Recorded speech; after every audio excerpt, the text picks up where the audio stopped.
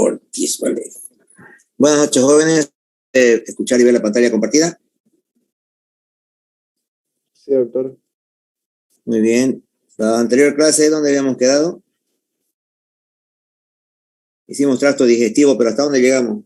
¿Qué es lo último que se explicó? Hígado, doctor. Ah, tocaba hígado.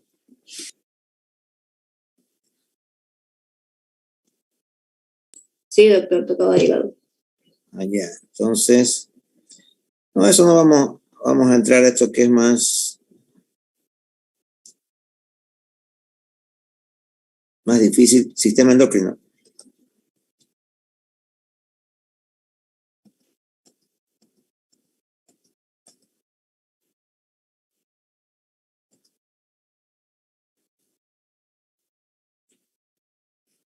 Ah, por si acaso se ha ampliado, creo que 2 semanas más, algo así, ¿no? El periodo, o es hasta el 31 nomás. ¿No? ¿Qué han dicho en la reunión del ICU?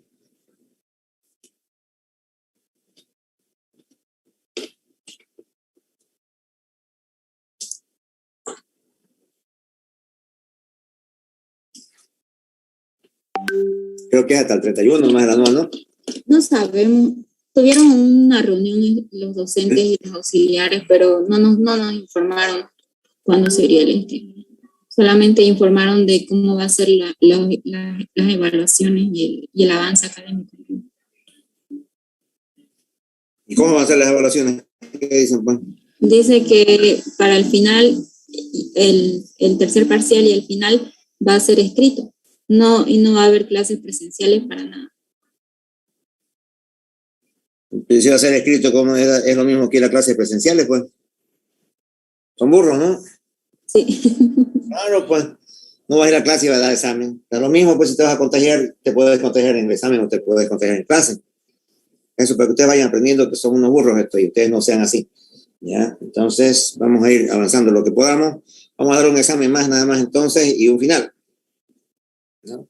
Un segundo parcial y un final nomás vamos a dar en lo que resta del tiempo hasta el 31 de diciembre, primera semana de enero iremos a dar, porque es hasta el 15 lo que se mete en las notas, hasta el 15 de enero.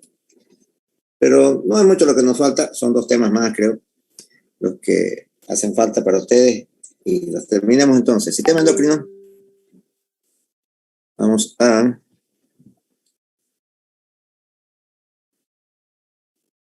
Ahora ya.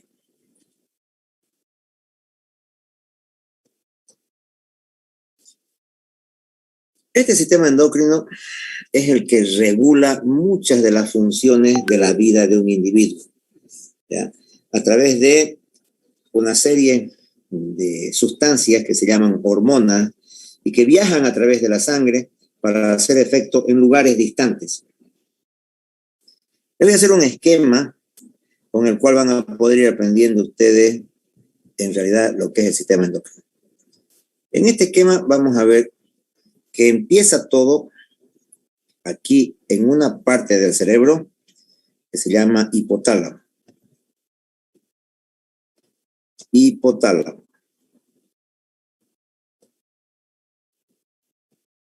Anótense esto porque no está en el libro. Está, pero en el libro está todo en letras, ¿no? Entonces aquí vamos a hacer un esquema. Hipotálamo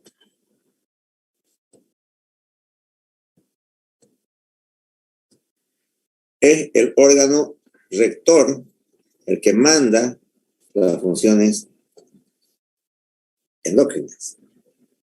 Y el hipotálamo es parte del sistema nervioso central, como han de ver ustedes en neuroanatomía, es parte del sistema nervioso central, o sea, está dentro de lo que es la bóveda craneal, o sea, es parte del cerebro. Quita el hipotálamo y acá estaría por fuera, entonces la corteza.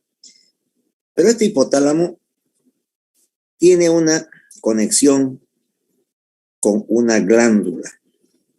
Y la glándula se llama hipófisis.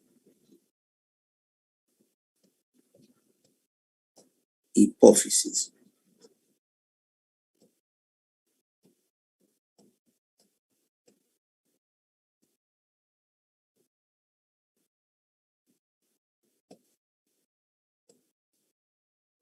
Hipófisis glándula. Y esta hipófisis, entonces, tiene conexión con el hipotálamo por dos formas. Tiene dos partes la hipófisis. Una, la parte de aquí adelante, que se llamaría la hipófisis anterior o adenohipófisis. Anterior, o también se llama adenohipófisis.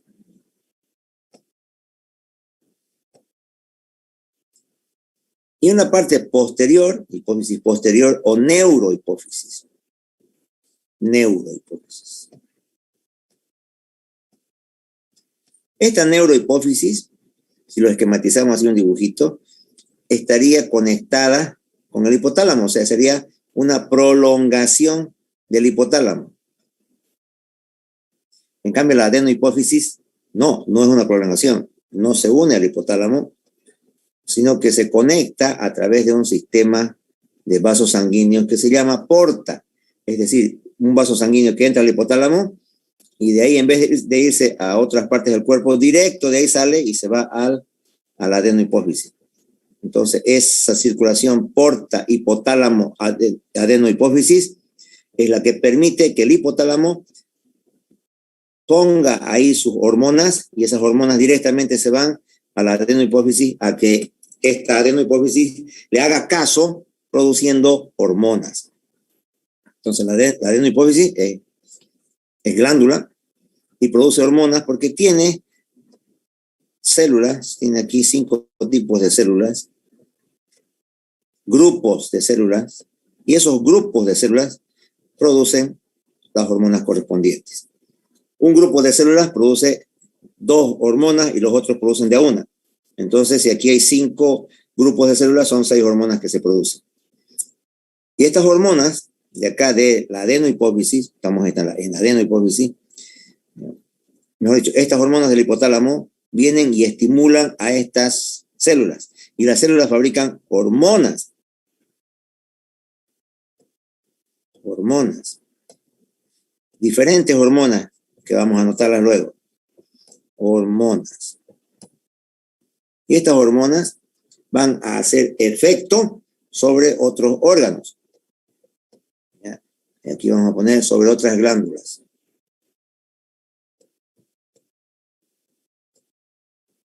Glándulas. Y estas glándulas fabrican también hormonas.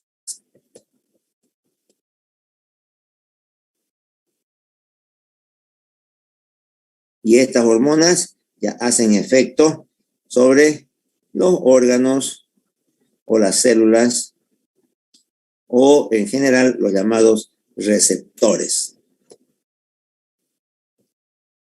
Entonces fíjense la cadena que significa el que funcione aquí. Queremos que algo ocurra en estas células y tiene que venir la orden desde aquí arriba, desde el hipotálamo. Y es más, como el hipotálamo es parte del sistema nervioso central y el sistema nervioso central es interconectado, entonces el hipotálamo tiene pues conexiones con las partes superiores, que serían el subconsciente, la corteza, ¿no? La corteza, por ejemplo, tiene también interconexiones entre todo el cerebro y por lo tanto también con el hipotálamo. Y por lo tanto, las cuestiones de aquí, del pensamiento, del subconsciente, de la sugestión, que él capta la corteza, puede transmitirlo al hipotálamo y este hipotálamo va a hacer por funcionar la adenohipófisis y hormonas y glándulas y hormonas, etc. Eso puede explicar por qué todavía funcionan algunos tipos de curanderos que sugestionan al paciente con hierbitas, con las 7 fumadas poderosas, con una serie de conjuros y prácticas esotéricas raras, y eso entonces los estimula para que a través de la corteza cerebral que entró el estímulo de eso, de los curanderos o cualquiera, los adivinos, puede hacer que el hipotálamo empiece a regular de una u otra todo y pueda dar un tipo de resultado. Por ejemplo, células que hacen la glándula, aquí voy a poner un riñoncito, y arriba del riñón hay la glándula suprarrenal. Y esta glándula suprarrenal es estimulada por un grupo de estas células, ¿ya? Que manda hormonas, y esta suprarrenal fabrica también hormonas. ¿Pero qué hormonas? Fabrica los corticoides. Y los corticoides son antiinflamatorios poderosos, ¿ya? Y estos corticoides, entonces, si se fabrican en mayor cantidad, la persona que tiene algún tipo de dolor por la inflamación va a disminuir pues el dolor. ¿Por qué? Porque el corticoide disminuye el dolor, disminuye la inflamación. Y entonces la gente cree que es por lo que le dio las 7 fumadas poderosas. Claro, las 7 fumadas poderosas estimularon a que la corteza tenga un tipo de sugestión, y eso manda al hipotálamo, y eso el hipotálamo lo traduce hasta la última célula. Es importante que entiendan que esto es una cadena de glándulas, hormonas, para que al final recién veamos nosotros los efectos. O sea, no es directamente del fabricante al consumidor, no. El fabricante es aquí empieza. Y este hipotálamo es el que manda factores, o sea, hormonas que se llaman factores liberadores, anótense, factores liberadores, que son hormonas que van a venir a estimular a los diferentes grupos de células. Y los diferentes grupos de células van a fabricar hormonas específicas correspondientes. Vamos ahora al libro.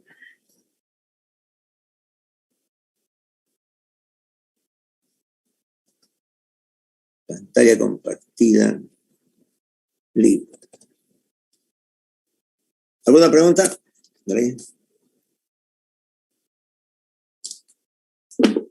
¿Puedes repetir lo último, doctor, por favor? Listo.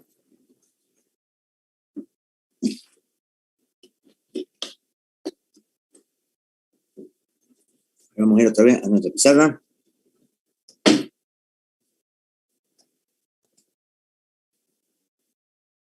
¿Se ve, no, la pizarra?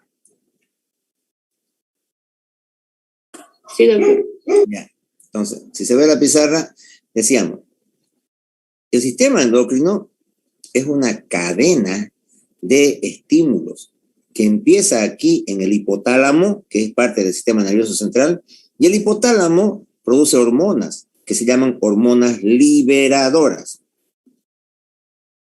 Liberadoras. Hormonas. Aquí pongo la H. Hormonas liberadoras que produce el hipotálamo. Y esas liberadoras, ¿por qué se llaman? Porque vienen a estimular estas que son células. Aquí vamos a poner células. Y estas células, por acción de estas hormonas liberadoras, van a producir otras hormonas, como está aquí anotado. Producen hormonas, ¿ya? Hormonas que van a hacer efecto sobre glándulas. O sea, esto ya es una glándula. Para la hipófisis, esto es una glándula, ¿no? Aquí dice glándula. Voy a escribirlo aquí, glándula. Aquí hay una glándula, la hipófisis, la adenohipófisis, que es la parte de adelante. La de atrás no, la de atrás es la neurohipófisis, y esa va unida, es parte del hipotálamo, es una prolongación del hipotálamo. Entonces, estas hormonas que fabrican estas células van a ir a estimular diferentes glándulas, y estas diferentes glándulas van a fabricar hormonas, y estas hormonas ya van a ir a hacer efecto a las células, a los órganos. Eso es la cadena de eventos que quiero que ustedes entiendan, ¿bien? Que no es una cuestión de dos cositas, no, es toda una secuencia de hormonas, glándulas, hasta que se llega finalmente al último receptor para que haga el efecto correspondiente.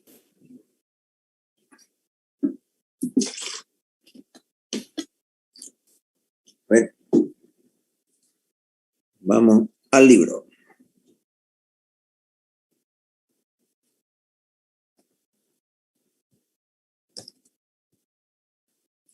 Entonces, estas secreciones hormonales son las que van a controlar muchos aspectos de la vida de relación que tienen las personas. Vamos a dejar entrar a sus compañeritos todavía, hay 4 más.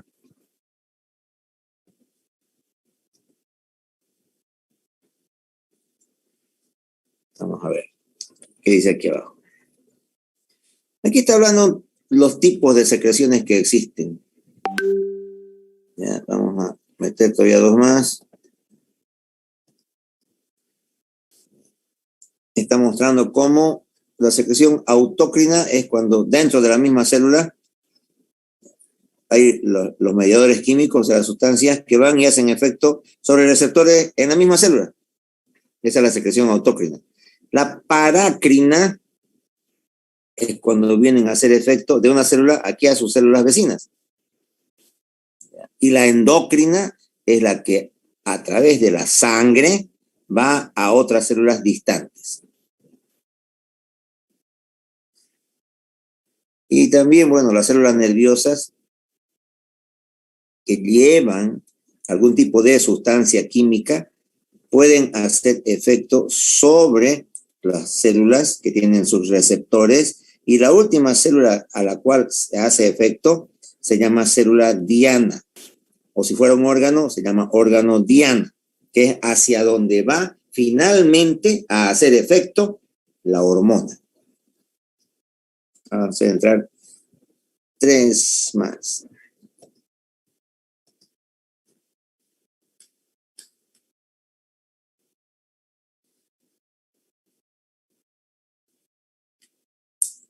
Bueno, ahí están sus características. Ya lo leen ustedes porque está en el libro. Aquí queremos entrar a la hipófisis. Entonces, esta hipófisis que hemos dicho, una glándula que tiene muchas funciones y tiene dos partes en su división, como acá indica, ¿no? La parte de adelante, anterior, que se llama adenohipófisis, y la parte posterior, que se llama neurohipófisis. Aquí está en nuestro esquema, ¿ya? Donde la hipófisis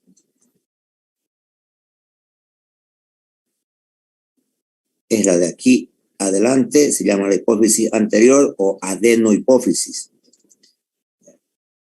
La posterior o neurohipófisis. Y acá están los huesos, ¿no? Esta es la silla turca. Este es el hueso esfenoides. Ahí descansa esta célula. Y acá estamos hablando de la parte del hipotálamo, que estaría en la base de este tercer ventrículo, ¿no?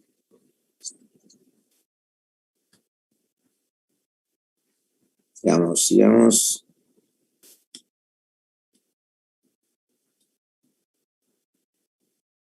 Y acá está la vascularización, hemos dicho, del sistema endocrino, y además lo que les había puesto como ejemplo de cómo vienen los vasos sanguíneos y luego directamente venas portas son aquellas que, sin ir a otra parte del organismo a distribuir esa sangre, directamente se van desde el hipotálamo hasta la adenohipófisis, y eso es lo que se usa, lo que usa el hipotálamo para transportar sus hormonas liberadoras que vengan a la adenohipófisis y estimulen dándole las órdenes correspondientes a las células que tiene la adenohipófisis. Pero la neurohipófisis no necesita ese tipo de conexión, porque es parte, es una prolongación del hipotálamo. Y ahí se guardan, no se fabrican, se guardan dos hormonas importantes, oxitocina y antidiurética. Vamos a poner neurohipófisis, que produce, ¿dónde está mi lápiz? Aquí está. Oxitocina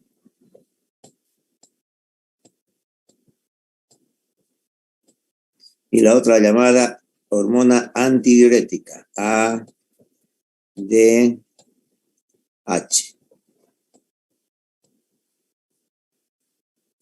Antidiurética ADH.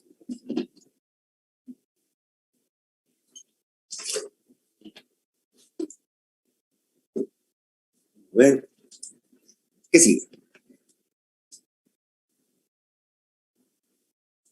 La hipófisis anterior, entonces, varias hormonas segrega. Como hemos dicho, el hipotálamo le manda hormonas para que le haga caso y van a controlar, estas hormonas del hipotálamo van a controlar a las células de la hipófisis anterior. para que cada una de estas células va a ir produciendo hormonas. ¿Cuáles son esas células? Aquí están. Uno se llaman somatotropas. Segregan la hormona de crecimiento. Dos se llaman lactotropas. Segregan la hormona prolactina, que es para que fabriquen leche. Se dice leche, pero ustedes dicen leche, ¿no? No importa, igual la cosa es que entiendan. Otras células se llaman corticotropas. Y estas estimulan entonces la producción de los llamados corticoides. Otras 4 tirotropas, que segregan hormona estimulante de la tiroides.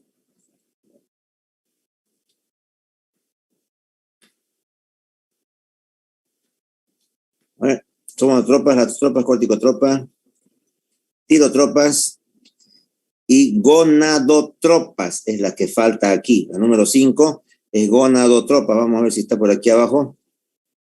Aquí está. 5. Y estas gonadotropas van a segregar hormona folículo estimulante y luteinizante, FSH y LH, hormona luteinizante. Entonces, el libro indica el esquemita que hemos hecho nosotros para que ustedes se ubiquen cómo es que está distribuido este esquema, esta secuencia de acciones que tienen las hormonas en relación con su principal rector, que sería el hipotálamo. Vamos ahorita.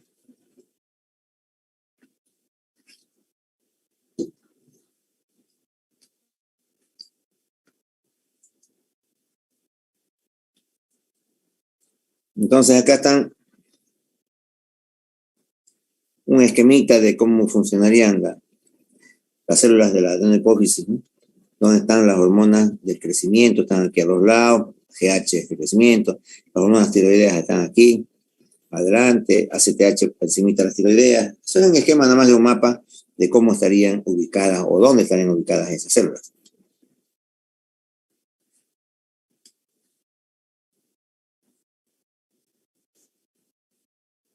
A ver, ¿qué más? Aquí están el grupo ya de las células somatotropas, lactotropas, que les hacen tinciones y obviamente pintan de diferente color, pues entonces por eso es lo que se diferencian y no son las mismas. Tienen sus diferencias y sus características, los diferentes tipos de células, grupos de células que están en la adenohipófisis.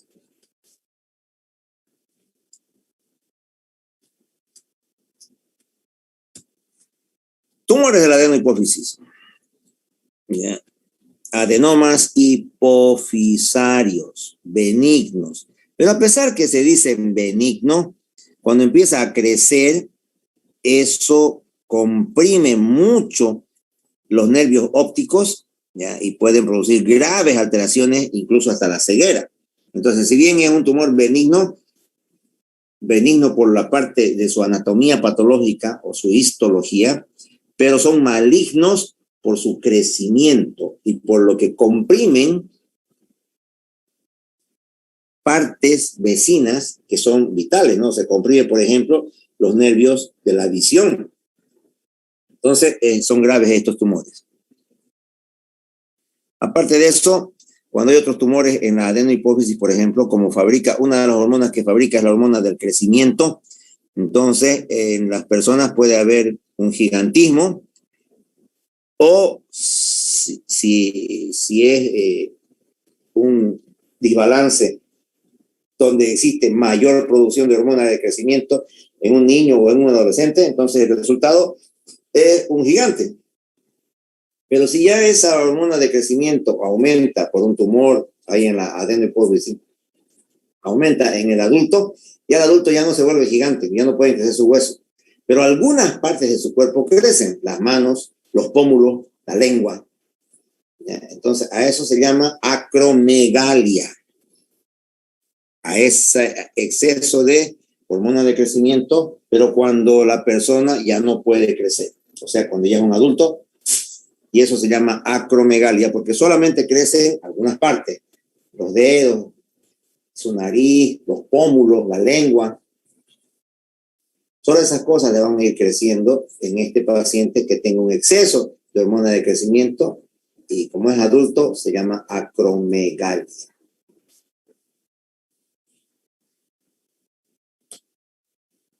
Vamos a ver qué más hay por aquí.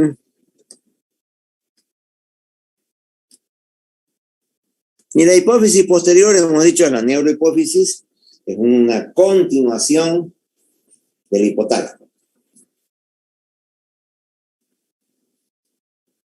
Entonces, ya, esto es lo que hemos dicho, la hipófisis es una continuación de la región hipotalámica del encéfalo.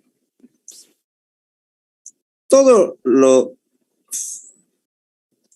que va a regular este sistema endocrino está comandado, hemos dicho, por el hipotálamo.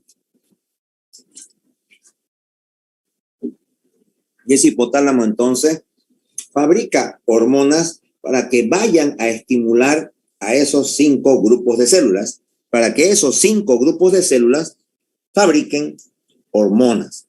Cada una de ellas, cada grupo, va a fabricar un tipo de hormonas, solo que las últimas, que se llaman células gonadotropas, fabrican 2 hormonas. Por lo tanto, si son 5 grupos de células, el resultado son 6 tipos de hormonas. Entonces, el hipotálamo es el que se va a encargar de mandar hormonas que se llaman factores liberadores o factores inhibidores. Liberadores es ¿para qué? Para que se produzca más hormona. Y los inhibidores es para que se bloquee o ya no se produzcan esas hormonas.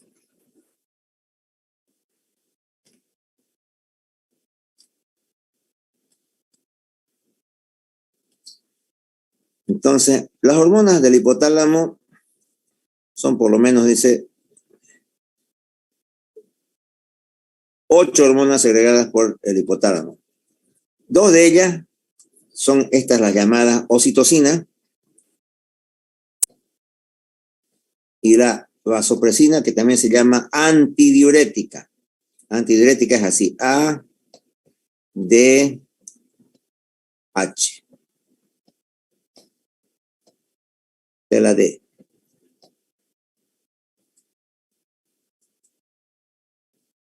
Y aquí están anotadas esas hormonas liberadoras.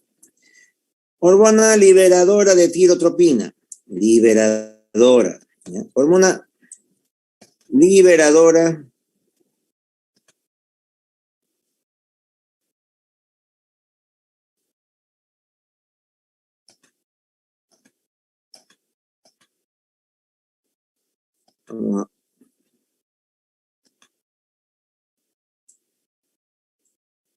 esta es una hormona liberadora de gonadotropina. 2 tipos de hormonas. O sea, cada una de estas hormonas del hipotálamo, pues como son liberadoras, van a ir a estimular a los grupos de células que tiene la adenohipófisis. Ya sus células son 5 grupos de células, 3, 4 y 5. Entonces, estas hormonas liberadoras del hipotálamo son las que van a ir a estimular la producción de estos grupos de células que tiene la adenohipófisis, la producción de hormonas. La hormona liberadora de tirotropina, esta hormona del hipotálamo va a ir acá, donde las células que se llaman tirotropas, esta.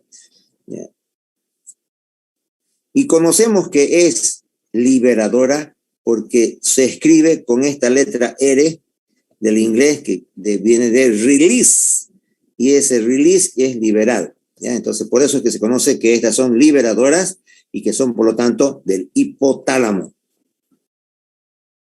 Hay otra hormona liberadora de hormona de crecimiento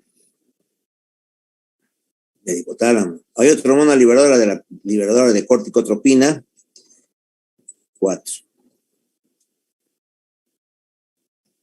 Y esta de corticotropina, hemos dicho, está en la corteza suprarrenal que queda encima del riñón, por eso se llama suprarrenal.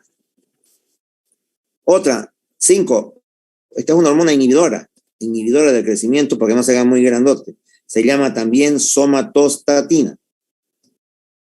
Otra inhibidora, la 6, inhibidora de la liberación de prolactina. Se llama también dopamina. ¿Y eso en qué casos? Hay que bloquear la liberación de prolactina. Cuando se muere pues el lactante y ya no hay quien chupe, entonces no va a seguir produciendo leche un año la mamá. Y además, esta inhibidora actúa cuando el bebé deja de succionar. O sea, para quitarle la leche y que ya no se fabrique leche y pueda la mamá ya dedicarse a otras cosas, lo que tienen que hacer es dejarle de dar. Y cuando deja de succionar el seno materno, ya no hay estímulo para fabricar leche. Y empieza a secarse la leche cada día que el lactante ya no bebe, ya no succiona de su seno materno.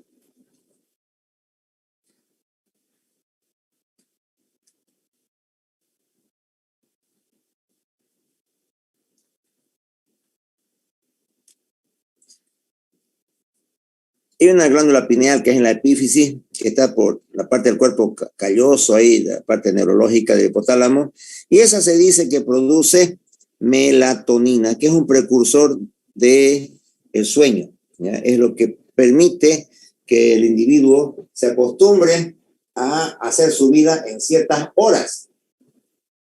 Es decir, los serenos, los que van a cuidar, las personas de seguridad que trabajan en la noche, no tiene que funcionar pues igualito que el que trabaja en el día. ¿Ya? El que trabaja en la noche, su organismo va a estar estimulándolo para que de noche esté despierto y de día esté durmiendo. Lo contrario con las otras personas. Y eso se logra a través de esa glándula pineal, como dice. ¿Ya? Esta glándula pineal para segregar la llamada melatonina. Entonces, glándula tiroides. Esta es la glándula tiroides, se encarga de producir hormonas para regular el metabolismo celular. ¿Qué es el metabolismo? Les vamos a explicar ahorita.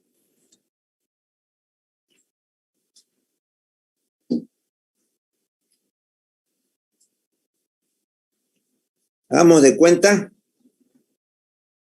que a una moto le ponemos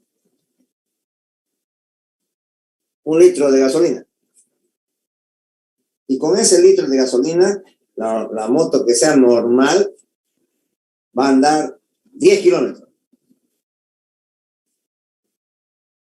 Pero hay otras motos que pueden andar con el mismo litro, pueden andar 12 kilómetros en vez de 10. Como también hay otras motos que con 1 litro no van a andar más que 8 o 7 kilómetros o 5. ¿Ya?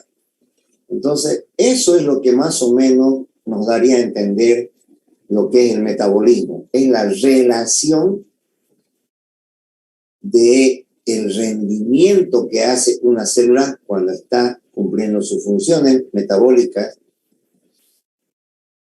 O sea, cuando está trabajando para fabricar lo que tiene que fabricar. ¿Ya? O sea, hay células que tienen que fabricar saliva, hay otras células que tienen que fabricar sangre, etcétera, etcétera. Entonces, para fabricar, ¿cuánto de energía consumen? Hay motos que consumen solo 1 litro para los 10 kilómetros. Pero si quieren andar, ya hay otras motos que consumen para los 10 kilómetros, consumen más de 1 litro. Y hay otras motos que para los 10 kilómetros consumen menos de 1 litro. Ese es el ejemplo de lo que es más o menos el metabolismo, ¿ya? Es la relación entre el trabajo que realiza la célula y la energía que consume. Es por eso que las personas que no consumen mucha energía, sus células cuando están trabajando, porque su metabolismo está bajo, entonces, como ella sigue comiendo lo mismo, ese exceso de comida que no gasta al estar haciendo su trabajo, se vuelve grasa. Por eso los hipotiroideos se engordan. Falta menos de un minuto. Vayan a orinar, a tomar su API y volvemos rápidamente para terminar este tema.